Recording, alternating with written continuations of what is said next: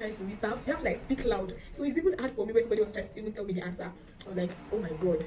By this time, tears was like building up in my eyes. I was just breathing in and breathing out. Then the number one A that I knew, I answered it. I wrote what I knew there. Then I was like, what do I want to do next? I waited for like 30 minutes into the exam. I'm not writing anything. I was just thinking, God, what have I done? How am I going to do this thing? My village people, just thinking about a lot of things in my head. And when all of a sudden the invigilator said, I think 30 minutes more. I was like, what? 30 minutes more? And I have not written anything. That was when I started, and I started looking at the question again.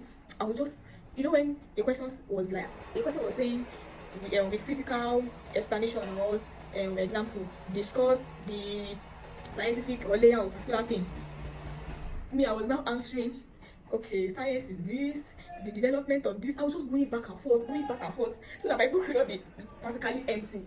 I did not know what I was writing. I took the other second question. I was just trying to use idea. I was not sure what I was writing. I was literally using idea at this point. And then exam time was up, and we submitted. Immediately I submitted my script. I dashed out of the exam hall, and I was heading straight home. I began to cry. I was crying so hard, like, I failed. What have I done? What am I going to tell them at home? This was 100 level. We have this fear of you don't want to fail, you don't want to have carryovers and the stories. So I was just crying, and I was about to like leave this school campus. I saw one of my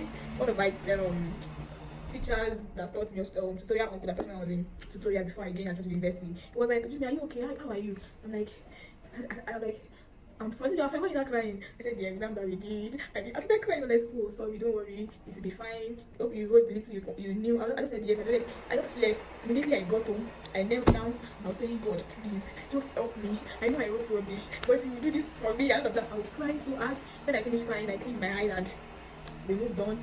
But throughout the break, my mind was just on that, like, I was eager to see the result. I was like, God, how will I feel? I was just so scared. And fast forward, the results started dropping, and the day that this exam results dropped, I was like, I almost had attack. I didn't even want to check. The results dropped around afternoon. I waited to like later in the evening before I checked my results. I was even literally closing one head, like, what will I have?